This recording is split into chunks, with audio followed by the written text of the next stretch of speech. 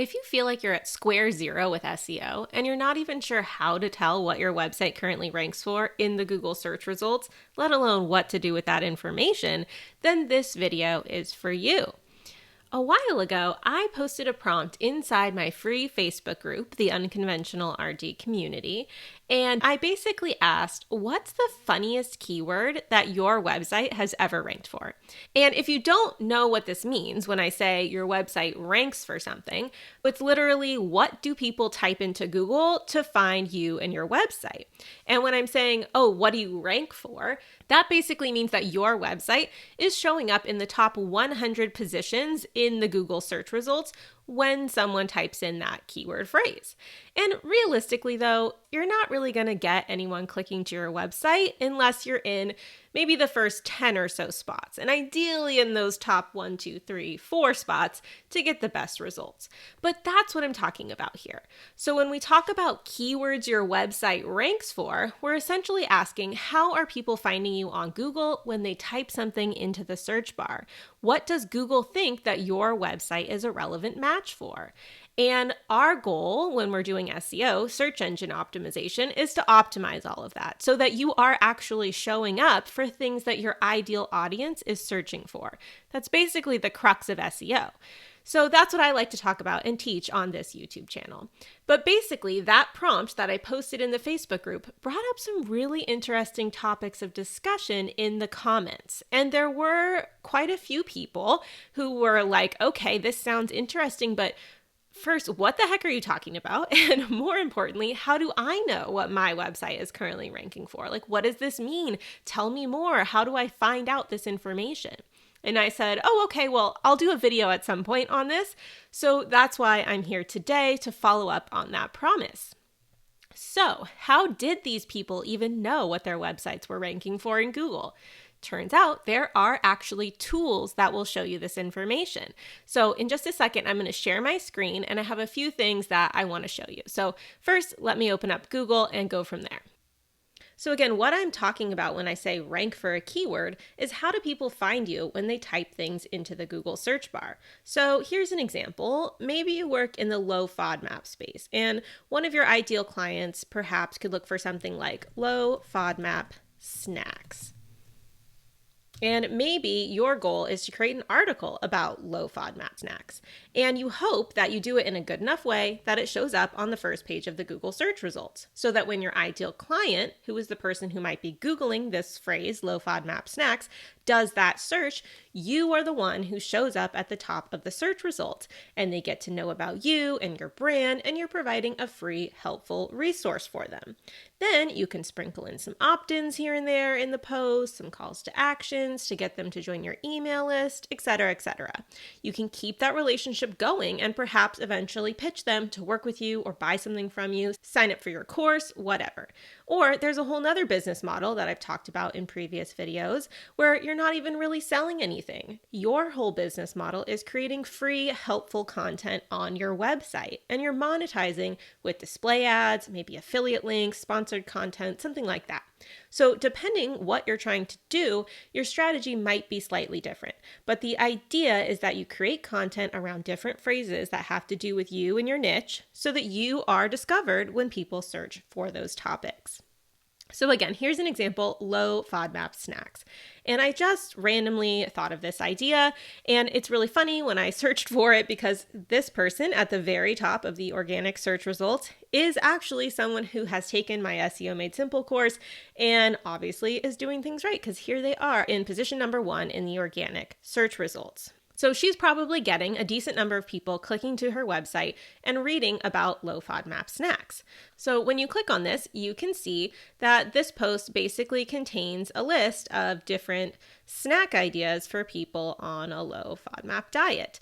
And you can see that, yes, she has display ads on her website. She is part of Mediavine ad network. So just by me clicking on this and reading the content, she's earning money right now because I have this ad open on my site. So this is just an example, but essentially when Rebecca looks at her stats for her website, she should be able to see that she's ranking number 1 for the keyword phrase low FODMAP snacks. So you can look in inside certain tools that will tell you how many times people search for that keyword phrase every month.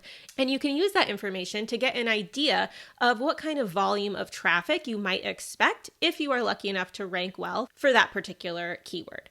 So let's go back to the search results. I'm just curious to see who else is on here. So we have a blog from an app of some kind that I would guess maybe specializes in FODMAP. But look, if you are a dietitian or you know anything about the low FODMAP space, you know that Monash is like a huge authority in this space. They have an app, they have a university, they are the ones who do all the studies on the food to figure out the FODMAP content and share that with the world. And this blogger who took my SEO Made Simple course is beating out Monash in the search results with her content. So that's incredible. Then we've got another FODMAP niche website, Fun Without FODMAPs.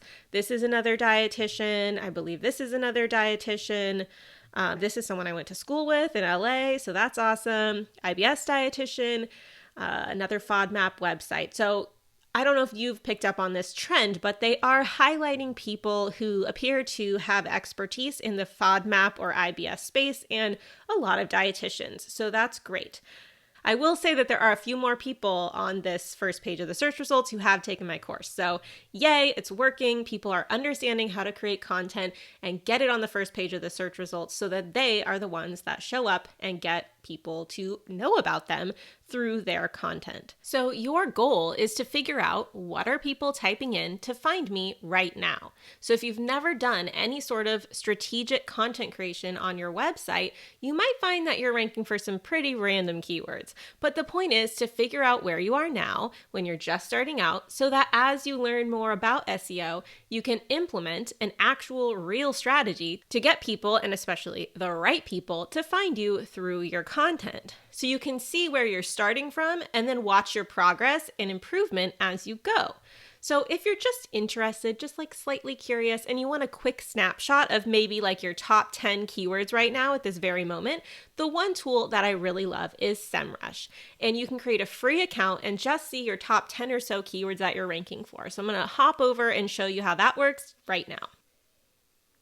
So this is SEMrush, and it is a premium priced SEO tool. It is what I use for my websites. I love it. It's incredible, but it is on the pricier side. So a lot of people in my course actually start with a different tool called KeySearch, but they don't have a free trial. So what I like about SEMrush is that you can sign up for a free account and just get a snapshot of information about your website. So I'm going to show you exactly how to do that right now. So here we are. We're going to type in our domain and click Start Now. And then it's going to prompt you to create a free account. This is not the free trial where you put in all your payment information and all that, just a free account to get surface level information about your website. So I've actually already created a free account, so I'm going to log in and show you what it looks like. All right, so once you've created your free account and you put in your domain, it will give you this domain overview, which is great. So the main things I look at are how much traffic am I getting from Google search right now? This is just an estimate that this tool has created based on how we are ranking for various types of keywords and the average click-through rate by the spot that you're ranking in. So they think that we're getting somewhere around 14,000 visitors per month from Google, which is actually a slightly overestimation at this moment in time, but this is a somewhat newer site. So I think we're actually hovering somewhere around 10,000 at this moment. But if you scroll down to organic research, you can see this section that says top organic keywords. And you can click view details. And it will bring up some of the top ranking keywords for your website. Again, since this is a free account, it limits you to maybe the top 10 or so keywords. But in reality, you can see that they have information on over 5,000 keywords that our website is ranking for. And they recently changed their interface so it doesn't initially separate between organic search result position, so just a regular listing in the search results, and fancy SERP features. So things like being featured in the image pack or the recipe carousel or a video or a people also ask box. So we mostly care about organic search results. So we're going to click on that tab, and these are going to be our actual top 10 keywords that our content itself is directly ranking for. This is the most actionable information. So you can see that for this website, we have a lot of this food versus that food keywords that we're ranking for. So we have a bunch of articles comparing different foods, and we can see that those pieces of content are some of our top pieces of content. So this website is designed to answer food questions. So this is perfect. This is exactly what we're trying to achieve, but that's what you're looking for. So you can type in any website, your own or one of your competitors, and see what some of their top keywords are. It gives you a lot of information here, but I'll just cover the few things that we care about. So the main things you want to look at are what keywords are you currently ranking at the top of the search results for. By default, it's going to sort it by which keywords are bringing you the most traffic. So here we are, Poblano versus Anaheim. We are in position number 1, and they estimate it's bringing in a few hundred visitors per month from that one keyword, about 1% or so of our monthly traffic. The search volume for that keyword is estimated to be about 1,000 searches per month by people out there on the internet, and KD means keyword difficulty. And so they try to categorize how difficult it is to rank for a certain keyword based on what's already ranking and how good the SEO is for those websites. So this was considered to be an easy keyword. It has a green light, it has a difficulty score of just 19. So we targeted that keyword and it worked. We are ranking number 1 for that right now. And it is important to note that this isn't like real time every single day refresh. So you can see the last time they crawled the results for these keywords and where we were ranking at that time. If you Google it right now, perhaps that's changed, but they do update it, every week or two. So it's relatively fresh data and relatively actionable. So you can see that same information here, walnuts versus almonds, we're ranking in position number 1. That keyword is searched for slightly less, 880 times per month, and had a keyword difficulty of 42. So even though it's a much more difficult keyword, we are still able to rank well because we understand SEO. So those are the main things that you're looking at on this page. And you can see that by default, it's only going to show you the top 10 keywords for your website if you're on the free plan. Now, if you have not focused on SEO and you're just kind of poking around here to see what your website's ranking for, let me show you what it looks like, what keywords I'm ranking for my website where I haven't focused a lot on SEO. This is the Unconventional RD brand. And when I originally created that website, it was just a place to kind of host the transcripts for my podcast interviews. And I wasn't really using it to attract dietitians on the internet. That has recently changed, but I will show you what the keywords I'm ranking for looks like there. So down here, you can see I'm ranking for much fewer, only 200 something. As if you remember in the last website example I showed you, we were ranking for over 5,000 keywords. Here, it's only 289 total. So much, much less, despite the fact that this website actually has more content on it than that other website. So if you do SEO correctly, you will get way better results from fewer amount of content than if you're just publishing willy-nilly on your website without understanding what you're doing or without having an SEO strategy behind it. So if you don't have a lot of SEO experience, you're probably going to find that the number one way people are finding you is by typing in your brand name or your name, something like that. You can see that exact scenario here. A couple people searching for my brand name and sometimes people searching for my name as well. Those are like the top amongst the top 5 ways that people are currently getting to my website. And that's likely going to be the case for you as well if you have never implemented an SEO strategy. Recently, I have begun to target actual keywords with my new YouTube content and corresponding blog posts, and you can see that's working. So just a few weeks ago, I published some content about blogging business models. As you can see, I'm already ranking at the bottom of page 1 for that, which is excellent. And I also published a few months ago content about how to make money as a dietitian. And so I'm ranking for how to make money as a nutritionist in the number 1 spot, and that's driving some traffic too. But you might also find, if you haven't really focused on SEO, that you're ranking for some keywords that you didn't intend to target. So for example, I have a blog post on my website about adding someone as a user to your SiteGround account, which is like website hosting. And I would send that to people who I was working with so that I could get access to their account. And Google thinks that I am a good match for the keyword SiteGround login, which obviously not. Like if someone's Googling SiteGround login, they're trying to log into SiteGround. They're not going to a blog post trying to figure out how to add a user. So I am ranking on the 3rd page of the search results for that keyword and in reality getting no traffic from that. But that's the type of like spurious stuff you might find if you haven't focused on SEO very much. And as you can see, I'm also ranking for a few keywords related to people that I've interviewed on my podcast. So I interviewed the founder of RD to RD, and I've also interviewed the founder of RD Link. So I am ranking towards the bottom of page 1 or the top of page 2 for those keywords as well.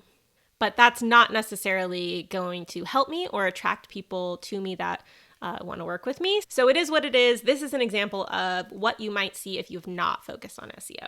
So that's all you need to do. You need to go to semrush.com, create your free account, type in your website or type in the website of a competitor and see what you or someone whose website you admire are ranking for. And actually, before we move on, if you remember that example about low FODMAP snacks, if we look for what that person is ranking for, we will likely see that come up as one of their top keywords. Yep, here we go. And again, this was just on accident. I just happened to pick this as my example. But you can see they're ranking number 1 for low FODMAP snacks, number 1 for low FODMAP bread. Oh, I forgot. I need to click into the organic section. I don't care about the features besides their organic blog post rankings necessarily. I don't find that tracking to be super accurate, so I prefer to just look at organic. So low FODMAP snacks, low FODMAP bread, their own brand name, low FODMAP lunch, Starbucks drinks for diabetics, fast food breakfast for diabetics, etc. So they're ranking for a lot of special diet-related terms.